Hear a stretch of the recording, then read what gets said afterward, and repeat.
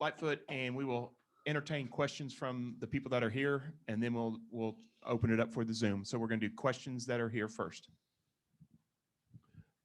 Mitch, is this why you came back, and how exciting is it for your senior year to be in the Final Four? Yeah, no, it's definitely a reason why I think everybody wishes they could play in a Final Four, and it's just an amazing opportunity. This team's been able to make it happen. I'm super excited to play it for the second time. Kind of told the guys along the way how much fun it'll be, and they're getting ready to see how much fun it actually is. Mitch, I'm just wondering, how do the emotions now for you compare to, ahead of 2018, your first chance to do it? They're a little bit different. 2018, that team kind of had been, I don't know, had kind of been doubted the entire time in the tournament, been doubted the entire year. I'm not saying this team hasn't had its ups and downs, but in 2018, it was more of like when we won the Elite Eight and got to the Final Four, like, hey, that's amazing. I think this team has kind of the same idea, like, hey, we made it to the Final Four, but let's go make it happen beyond that. Like, I don't think nobody's satisfied with where we're at. We're excited the opportunity to play Villanova, and then hopefully, God willing, play in the national championship game. Mitch, if you had to look at this season, you just mentioned the ups and downs. One or two reasons that you guys are where you are? Is there something that stands out over the course of the whole season and this whole journey? I think this team just believes in each other. They believe in ourselves. I think Coach has said it before. I mean, we might not be the most talented team in the world, but we certainly think we are.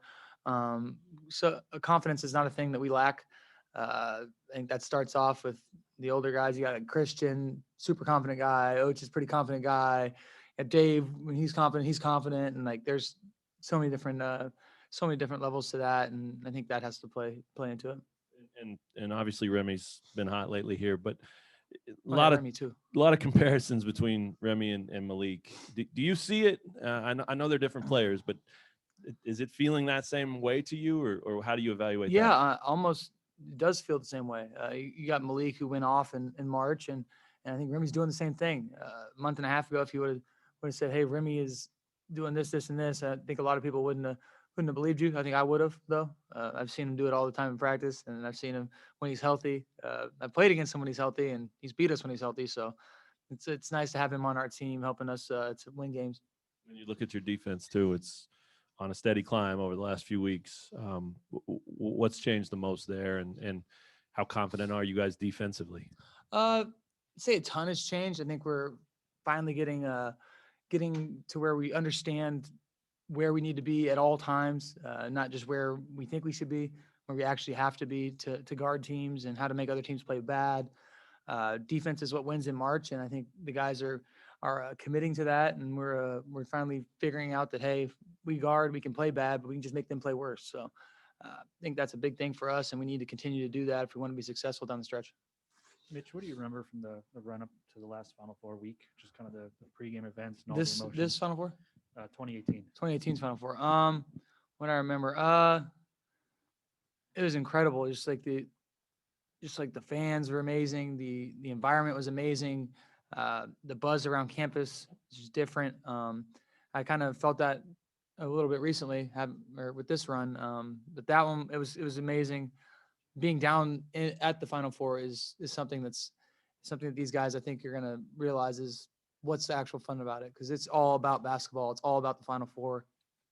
It's all about your team getting better. It's all about your team finding a way to win in tough games. So I think we're gonna have some fun doing that. But yeah, I know the lead up to it, just the buzz, it's palpable.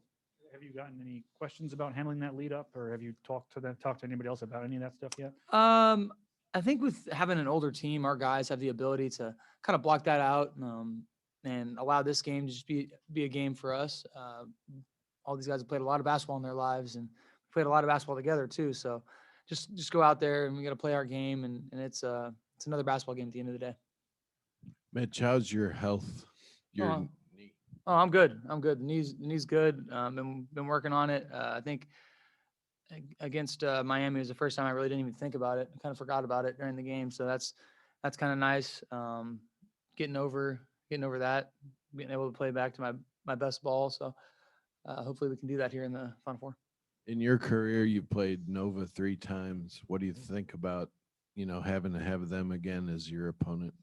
I was talking to Chris about it. It's kind of like, it's like fake almost. It's like it's written. Like we played them in the Final Four and lost to them in 2018. It's only fair to go out there and play again and give them our best shot. And I know they're going to give us their best shot. They're a great coach team. They have great players. They have a very active fan base. So it's going to be a great game, and I'm excited to be able to go out there and compete against them again. I promise the whole week won't be about 18, but I do want to go back one more time. The idea then, did you just assume you'd be back? I mean, it's Kansas, right? And this is what you came here for. Did you think about it then? I definitely found myself at this current Elite Eight. I found myself thinking like, hey, like, wow, soak this in. This is amazing. Like, you really don't, like when you're young, when I was younger, I didn't really realize how special it actually was. And now it's like, hey, this is an amazing opportunity.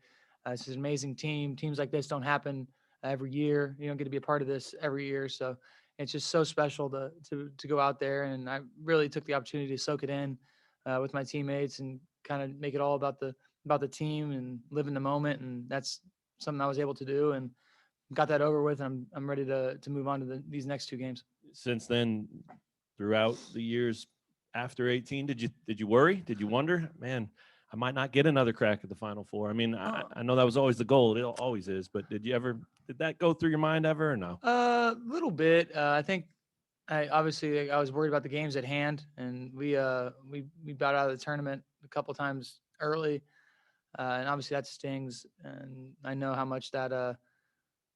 I really don't think that the guys understood how much that actually does sting, because losing in the round of 32 like we did, it's no fun.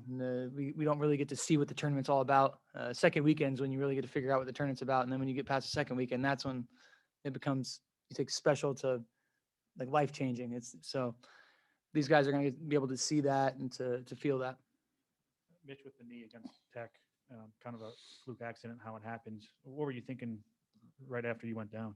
I've been a pretty healthy person. Like, I really, knock on wood, I haven't had too many problems with that. I just kind of got hit. I jumped into the air and the guys rolled up underneath me and felt weird and just went down to the ground and didn't really hurt. So I stood up and it was kind of felt weird. So went over to Ched and they figured it out and they got me all squared away. Went back to the locker room, figured it I was actually okay, but probably shouldn't go back into that one.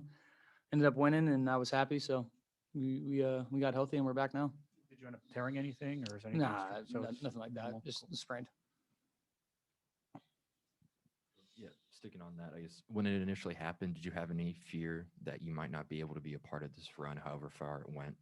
I think whenever anything like that happens, you have those thoughts, but I got confidence in our medical staff, the best of the best. Wasn't really too worried after we got back to the locker room. They explained it to me. I'm not a doctor, so to have some doctors telling me that I'm okay and I'll be all right it's a good feeling.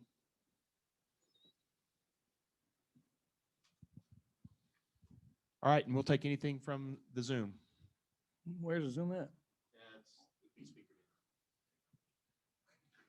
Okay. I'm about to say, Should we just jump in and ask questions, or are we waiting our turns?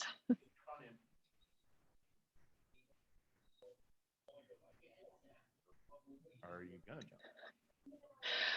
All right, Mitch, I don't know if you can hear me. My name is Lane Higgins. I'm from the Wall Street Journal, and I got a question about your teammate Ochai. Given that, he hasn't necessarily gone off in terms of the stat sheet in the same way that he's done all season, and your coach has said that he shows up and helps his team win in other ways. I was wondering if you could kind of describe like the ways in which he affects the game, even when he's not maybe racking up rebounds or blocks or points or things like that, and just kind of how he's been impactful to the team in the first few games of the tournament so far. I think that starts off with him being a leader. The guy is an amazing leader. He's an amazing teammate. He does so many different things behind the scenes to make sure his guys are confident, make sure his guys are locked into the scouting report, his guys are locked into the game. They put blinders on and don't get distracted. There's so much that he does for our team that I think goes beyond points and rebounds and I think can be appreciated by his teammates, by his coaches, and I think the fans are starting to pick up on it. He doesn't need to have 30 points in a game to make an impact on that game. He breathes confidence into the room, and I cannot say enough about how much he has impacted this team. Thanks. Hey, this is Chris Heidel from Hermanton Radio in Baltimore. Congratulations on making it to the Final Four. Just talk about Villanova's defense. They're very good in this tournament. What do you guys got to do to control, change that and on Saturday? Yeah, like you said, they're a great defensive team. They're very sound. They're not going to beat themselves when it comes to defense. I think it all starts with Gillespie. He's such a great defensive mind. He knows where to be and when to be there. He knows how to get his teammates involved defensively. I think it's going to start with us being aggressive, paying attention to scouting report, knowing what coach needs from us. If we can go out there and execute our game plan, I think we'll be okay. But they play so hard on defense that we have to make sure we really do lock in. Hey, Mitch, this is Zach Peerless from CBS Sports. You and David McCormick have shared a lot of games together, a lot of practices together and against one another. How would you say that you guys have grown both individually and together over the last 4 years? It's been awesome. Being, I think I was, what was that, junior when Dave got here? Yeah, I was junior. But being able to be here with him for 4 years is kind of crazy. Getting able to see how he's grown as a player, as a person. We've both had our fair share of doubters, but see us in a Final Four, it validates everything that we've done. To see him play as good as he has through injury, through trials. I mean, this guy's he's an amazing player, amazing person. He's playing while he's hurt. He doesn't complain. He goes out there and does what he needs to do to help us be a better team, and I think nobody can ever take that away from him. Thank you. Hey, Mitch, Dave Stewart, Jayhawk Game Day Live. Teams change personnel-wise. And you've played Villanova a couple of years ago, regular season, and of course the Final Four game. Do they look and play the same with different people? Is the style that Jay Wright likes to play still in place compared to 4 years ago? They're obviously, like you said, teams change, players change. I think this team's different than it was 4 years ago. A bunch of those guys have moved on to the NBA. I think like guys on this team will. They have great players.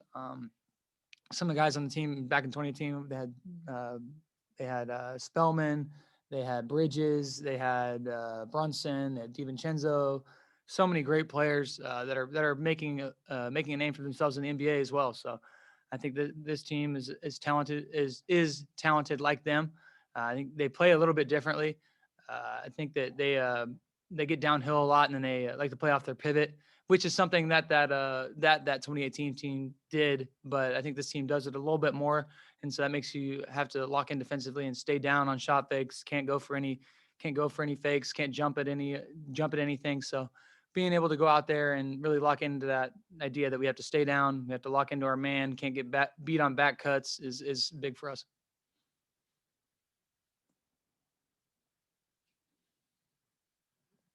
Any other questions from the Zoom? All right, thanks, Mitch. Thanks, Mitch. Perfect. Thank you, guys.